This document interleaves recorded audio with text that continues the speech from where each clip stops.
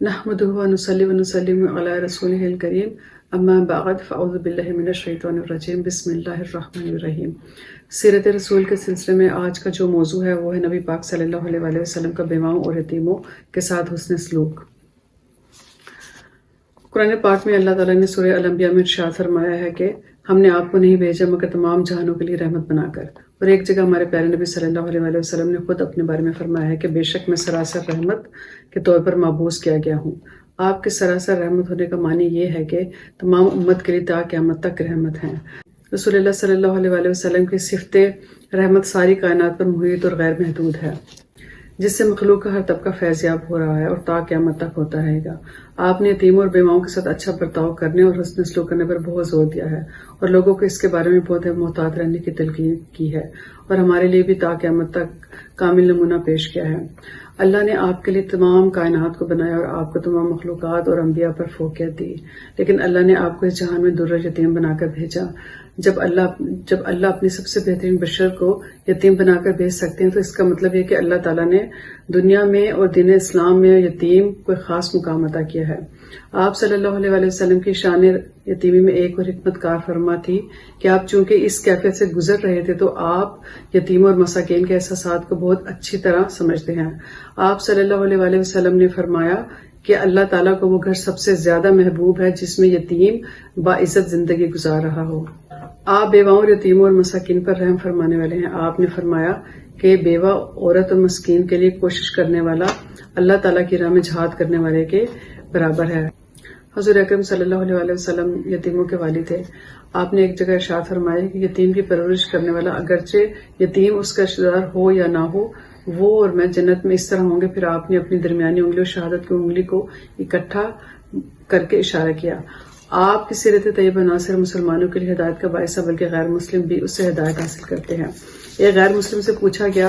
کہ اسلام کی کس قدر نے تجھے متاثر کیا؟ اس نے کہا کہ سیرت رسول صلی اللہ علیہ وآلہ وسلم کا ایک واقعہ میری ہدایت کا باعث بن گیا۔ وہ اس طرح کہ ایک دن حضرت پاک صلی اللہ علیہ وآلہ وسلم کی محفل سجی ہوئی تھی، تمام لوگ بیٹھے تھے، صحابہ کرام موجود تھے کہ ایک شخص حاضر ہوا اور اس نے عرض کیا کہ یا رسول اللہ صلی اللہ علیہ وآلہ وسلم، میرا بیٹا صبح سے لاپتہ ہے، آپ اس کے لیے دعا فرما دیجئے۔ قبل اس کے کہ آپ کے دستے مبارک دعا کے لیے اٹھتے تو کوئی مجلس میں سے ایک شخص اٹھا اور بولا کہ میں نے فلاں جگہ اس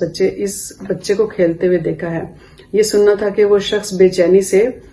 دروازے کی طرف بھاگا۔ حضور اکرم صلی اللہ علیہ وآلہ وسلم نے اس کو بلوایا اور ارشاد فرمایا کہ جب تم وہاں اپنے بیٹے سے ملنے جاؤ تو اس کو بیٹا کہہ کر نہ پکارنا بلکہ اس کو نام سے پکارنا، کیونکہ ہو سکتا ہے کہ ان بچوں میں کوئی یتیم بچہ بھی کھیل رہا ہو، اور جو تمہارا پیار والا انداز اپنے بیٹے کو پکارنے کا ہے اس سے اس بچے کے دل کو ٹھیس پہنچے اور وہ یہ سوچے کہ کاش آج میرا باپ بھی زندہ ہوتا تو وہ مجھے اسی طرح بیٹا کہہ کر پکارتا۔ اس غیر مسلم نے کہا کہ اس واقعے کی وجہ سے میں نے اسلام قبول کر لیا اور میری ہدایت کا باعث بن گیا۔ اور یہی اسلام کا مزاج ہے کہ وہ دوسروں کو کسی بھی طرح کی جسمانی، ذہنی، روحانی اذیت سے بچانے کی تلقین فرماتا ہے۔ جس طرح اسلام میں یتیموں کے حقوق بیان کیے گئے ہیں اور ان سے زیادتی کرنے کے بارے میں وعید بیان کی گئی، اس طرح اسلام میں عورتوں اور خاص طور پہ بیواؤں کے حقوق بھی بیان کیے گئے اور ان سے اچھا سلوک کرنے کی تاکید بیان کی گئی ہے۔ اسلام سے پہلے عربوں میں عورت کی کوئی عزت نہیں تھی، ان کو کوئی اہمیت حاصل نہیں تھی، ان کو کوئی حقوق حاصل نہیں تھے، یہاں تک کہ لڑکیوں کو زندہ درگور کر دیا جاتا تھا پیدا ہوتے ہی، اور بیوہ اور یتیموں کو منحوس سمجھا جاتا تھا۔ آپ صلی اللہ علیہ وآلہ وسلم نے آ کر اس ظلم کے اندھیروں کو اسلام کی روشنی سے منور کیا، بیوہ عورتوں کو حقوق دیے، ان کے مرحوم شوہر کی جائیداد میں سے حصہ دار بنایا اور ان کو عقد ثانی کا حق ادا کیا تاکہ وہ معاشرے میں عزت کے ساتھ زندگی گزار سکیں۔ آپ صلی اللہ علیہ وآلہ وسلم نے فرمایا کہ جو شخص یہ چاہتا ہے کہ اس کو بے انتہا اجر ملے اور اس کو بڑے صدقے کا ثواب ملے تو وہ اس کو چاہیے کہ وہ اپنی بیوہ بیٹی یا بیوہ بہن کے اوپر خرچ کرے اور ان کی خدمت کرے۔ اسلام نے مردوں کو عورتوں اور بچوں کا محافظ بنایا ہے اور 4 شادیوں کی اجازت بھی اس شرط پر دی ہے کہ وہ بہتر ہے کہ وہ طلاق یافتہ اور بیوہ عورتوں کو نکاح کے ذریعے سہارا دیں تاکہ معاشرے میں توازن قائم ہو۔ ہمارے پیارے نبی صلی اللہ علیہ وآلہ وسلم نے خود بیوہ عورتوں سے نکاح کر کے بیواؤں کے ساتھ حسن سلوک کا بہترین اور کامل نمونہ پیش کیا، اور آپ نے خود ان کو نکاح کا پیغام بھیجنے میں پہل کی، اور بے شک اللہ تعالیٰ نے ہمارے نبی کے ذریعے مکمل ضابطہ حیات ہمیں عطا کیا ہے اور ان کی ذات کی شکل میں ہمارے لیے بہترین نمونہ رکھا ہوا ہے۔ ہمارے پیارے نبی صلی اللہ علیہ وآلہ وسلم نے بیواؤں اور یتیموں سے زیادتی اور ان کی حق تلفی